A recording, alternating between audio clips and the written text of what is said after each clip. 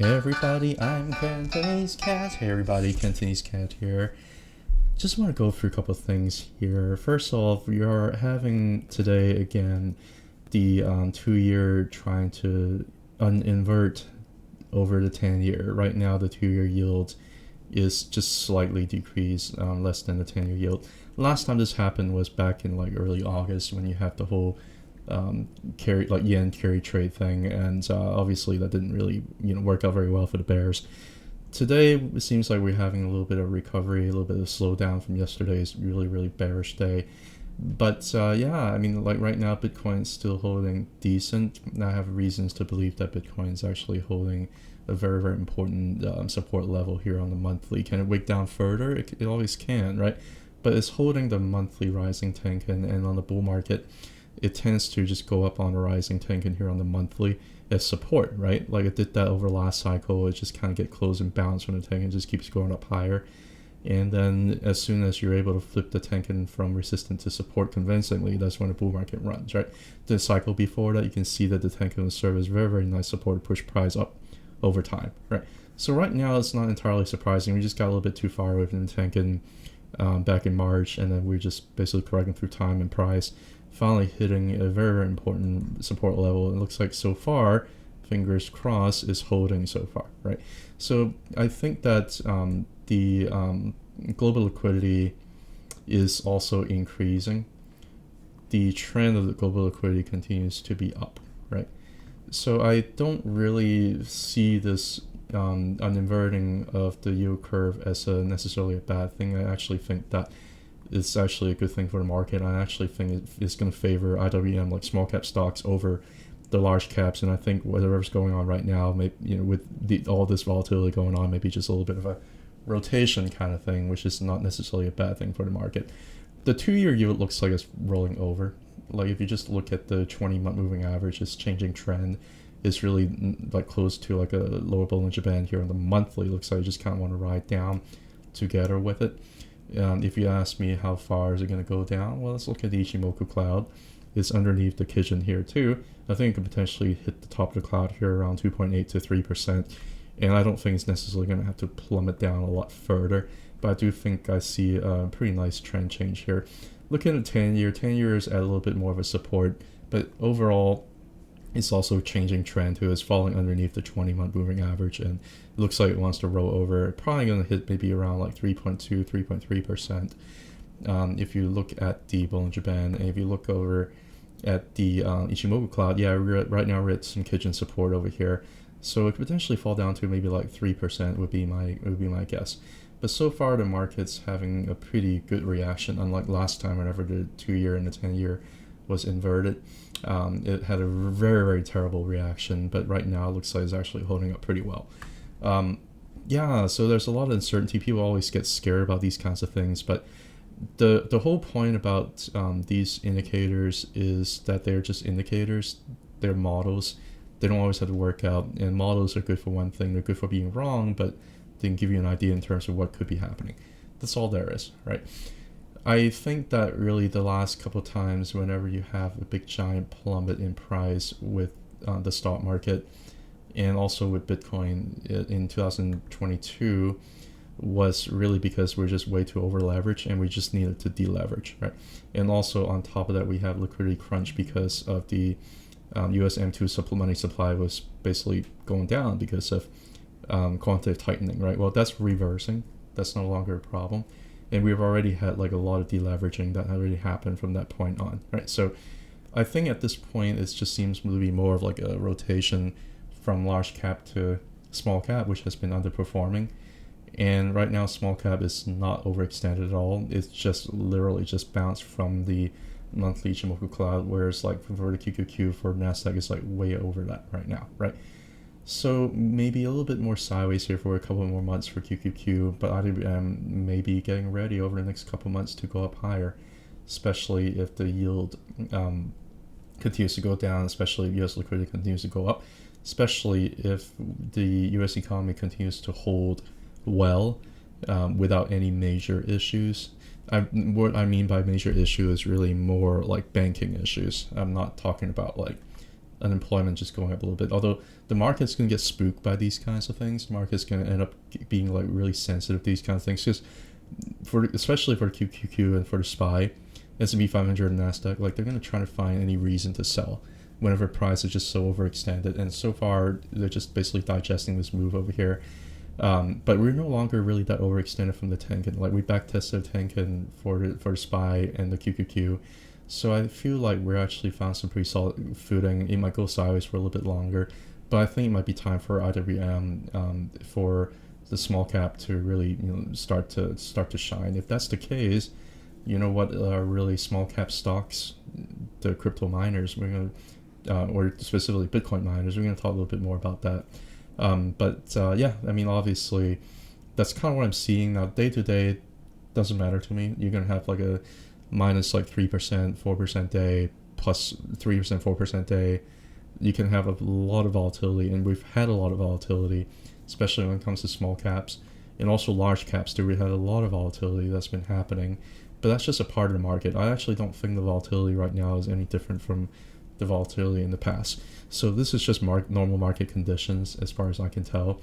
And with the VIX right now is above 20 is a little bit more, cautionary, I suppose. But I think that the big giant flush, the big giant capitulation, if you will, had already happened last month when VIX went all the way to like about 60. So right now I think that even if we have any major corrections, probably going to end up being a little bit subdued. I'm feeling pretty positive about the market overall. Just kind of want to share my thoughts. And if you worry about inflation, like oil is really telling us like it's rolling over. If you can see that a little bit more clearly on the 2-week Ichimoku, which has gotten rejected. It looks like it wants to fall down further. It looks like it's got a little bit of a dead Cantonese bounce here with oil prices. GSG commodity looks the same. Looks like it's falling underneath the 2-week Ichimoku cloud. If you don't like the Ichimoku cloud, I can show another indicator to kind of prove my point, which is the 20-month moving average. It's really falling underneath the 20-month moving average. It looks like it wants to hit the lower Bollinger Band to go down further to like the mid 60s maybe with oil. So I think that inflation's over, and the yield's also telling you the same thing. And I think there's going to be increasing liquidity that are going to come into the system. So I'm not really that worried at this point in time, if you will. Anyway, just wanted to share with you some macroeconomic thoughts here. If you ask me what I think SPY could very well just kind of go sideways for another couple of months. QQQ, same thing, go sideways for another couple of months. But IWM might end up beasting before you know it. You might end up having another slump month in September, but I think October may be the month where it really, really gets going. Right now you have 2 inside candles over here, and the last candle was a big giant wick to test the liquidity underneath below. We already tested a lot of liquidity underneath below, so I don't think we have to go all the way back down to below 200 again.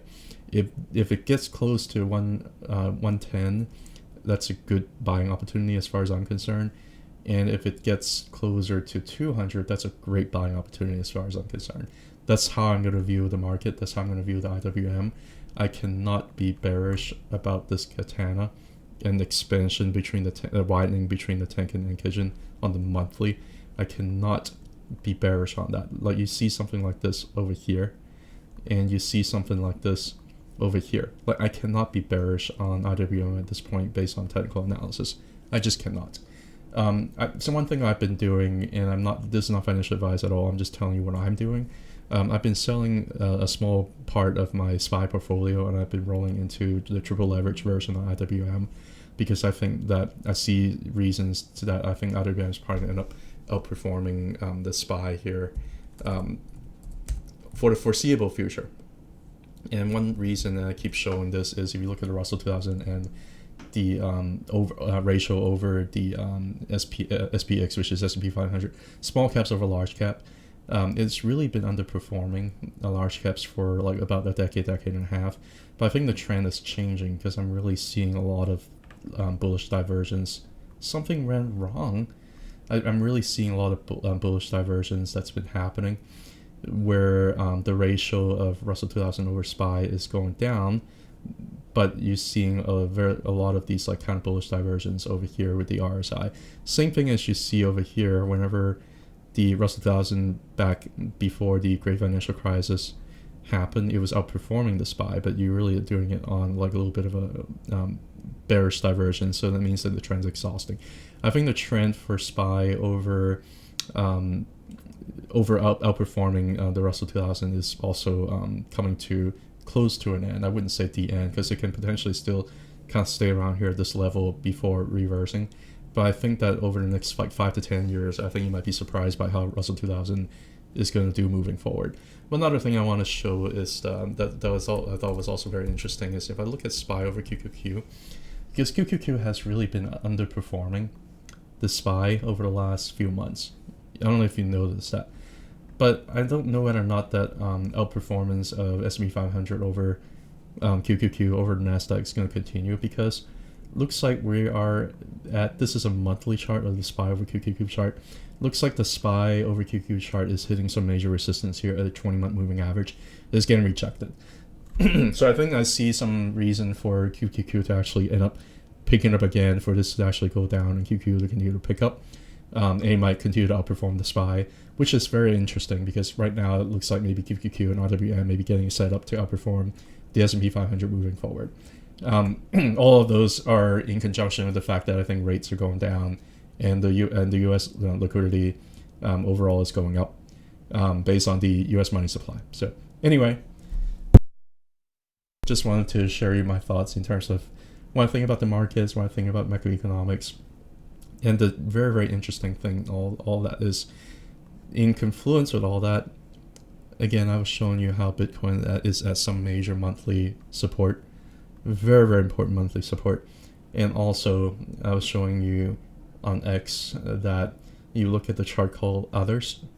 You look at a chart called Others, which is basically the cryptocurrency market total market cap, excluding the top 10 coins. So this is really talking about like the altcoins, like the DGen stuff, right? It was finding a major support here on a trendline backtest. It's also finding major support here on a 20-month moving average. So I think that altcoin season may also begin. I'm not saying it's going to happen over the next month or two, but it might begin over the next few months. I can see that happening too. So anyway, just even look at today's, you can see that the total cryptocurrency market cap is a little bit down, but like the altcoins actually holding pretty well today. So maybe a little bit of rotation going on too there. I can talk a little bit about Ethereum over Bitcoin, but I think this is getting a little bit too long. Anyway, I'm going to make this more like members only for maybe for a few hours, and I'm going to open it up to public tonight. Anyway, just want to share my thoughts. Take care. Have a good one. Bye.